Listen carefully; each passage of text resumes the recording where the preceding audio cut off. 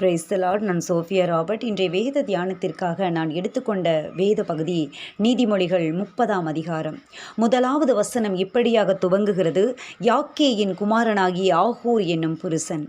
வேதத்தின் சில கதாபாத்திரங்கள் இவர்கள் யார் என்று அறிந்து கொள்ள ஆர்வத்தை தூண்டிவிடும் அளவிற்கு நம் கவனத்தை திசை திருப்பும். அப்படி ஒரு கதாபாத்திரம்தான் இந்த ஆகூர். யார் இவர் என்ற கேள்விக்கு யாக்கேயின் குமாரன் என்பதை தவிர பதில் ஏதும் இல்லை.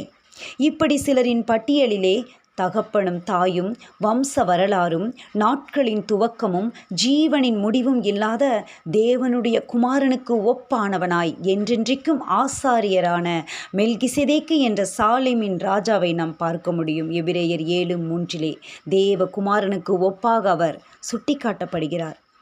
இன்னும் பெயர்கள் அறியப்படாத 5 அப்பம் 2 மீனை வைத்திருந்த அந்த சிறு பையன் யோவான் 6:9 நாம் பார்க்கலாம்.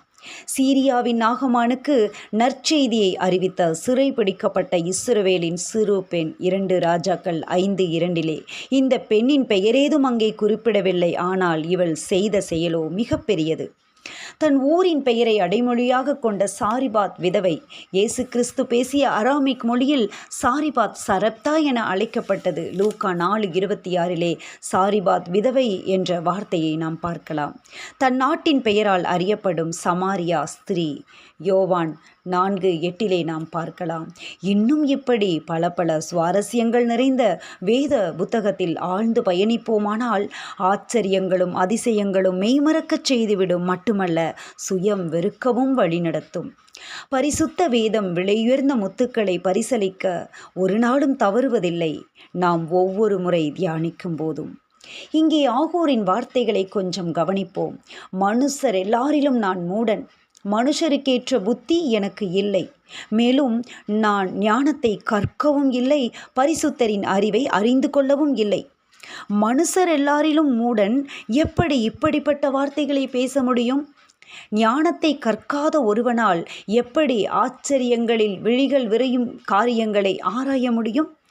வானத்திற்கு ஏறி இறங்கினவரையும், காற்றை தம் கைப்பிடிகளிலே அடக்கினவரையும், தண்ணீர்களை வஸ்திரத்திலே கட்டினவரையும் நம் கண்முன்னே கொண்டு வந்து நிறுத்தும் ஆகூர் தாழ்மையுடன் சொன்ன வார்த்தை என்ன தெரியுமா? மனுஷர் எல்லாரிலும் நான் மூடன், நான் ஞானத்தை கற்கவும் இல்லை, பரிசுத்தரின் அறிவை அறிந்து கொள்ளவும் இல்லை. இன்றைய நாட்களிலே சிறிதளவு அறிந்து கொண்டால் கூட தங்களை பெரியவர்களாய் பறைசாற்ற ஆசை கொள்ளும் மனிதர்கள் மத்தியிலே நம் கண்களுக்கு தனியாக தெரிகிறான் இந்த ஆகூர். நம் கண்களுக்கு மாத்திரமல்ல, கர்த்தரின் கண்களுக்கும். ஆகூர் அறிந்து கொள்ள ஆசைப்பட்டது என்ன தெரியுமா? பரிசுத்தரின் அறிவு. ஆகூர் அறிந்து கொள்ள ஆசைப்பட்டது அவருடைய நாமம் என்ன, அவர் குமாரனுடைய நாமம் என்ன, அதை அறிவாயோ? ஆசையாய் தேடின ஆகூருக்கு குமாரனின் நாமம் வெளிப்படுத்தப்படவில்லை. அநேக பழைய ஏற்பாட்டு பரிசுத்தவான்கள் ஆசையாய் கேட்டு கேட்டு வாஞ்சித்தது, உம்முடைய நாமம் என்ன? அதற்கு பதிலாய் வந்த வார்த்தை என்ன தெரியுமா? என் நாமம் என்ன என்று நீ கேட்க வேண்டியது என்ன? அது அதிசயம். ஆம், அவர் அதிசயமானவர்.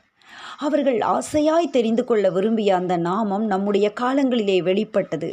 அந்த நாமம் இயேசு என்கிற நாமம். அந்த நாமத்தை அறிந்து கொள்வதை பரிசுத்தரின் அறிவு என்று குறிப்பிட்டான் ஆகூர். இந்த அறிவை ஞானம் என்று குறிப்பிடுகிறான் ஆகூர்.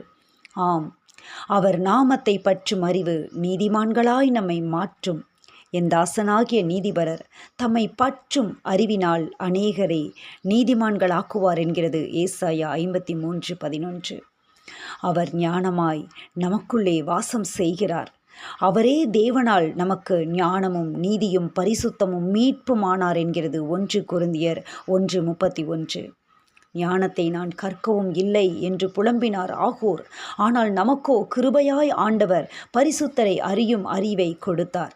நமக்கோ தேவன் அவைகளை தமது ஆவியினாலே வெளிப்படுத்தினார். அந்த ஆவியானவர் எல்லாவற்றையும் தேவனுடைய ஆழங்களையும் ஆராய்ந்திருக்கிறார் என்கிறது 1 கொரிந்தியர் 2:10. இயேசு என்கிற நாமத்தை மட்டும் அறிவதல்ல பரிசுத்தரின் அறிவு. உலகத்தின் மக்கள் அனைவரும் இயேசு என்கிற நாமத்தை அறிந்துள்ளனரே. அறிய வேண்டிய பிரகாரமாய் அவரை அறிந்திருக்கிறோமா? அதுவே பரிசுத்தரின் அறிவு.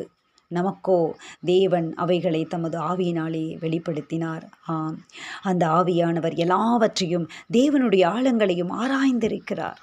பழைய ஏற்பாட்டு பரிசுத்தவான்கள் ஆசையுடன் காண துடித்த இரகசியங்களை பரிசுத்த ஆவியானவர் நம் அருகில் அமர்ந்து கற்றுக் கொடுக்கும் கிருபை பெற்ற தலைமுறை நாம் அறிந்து கொண்ட இயேசுவை உலகிற்கு அறிவிப்போம். யாக்கேயின் குமாரனாகிய ஆகூரின் கேள்விக்கு பதில் நமக்கு கிடைத்திருக்கிறது. அவர் குமாரனுடைய நாமம் இயேசு. ஆமேன். அல்லேலூயா.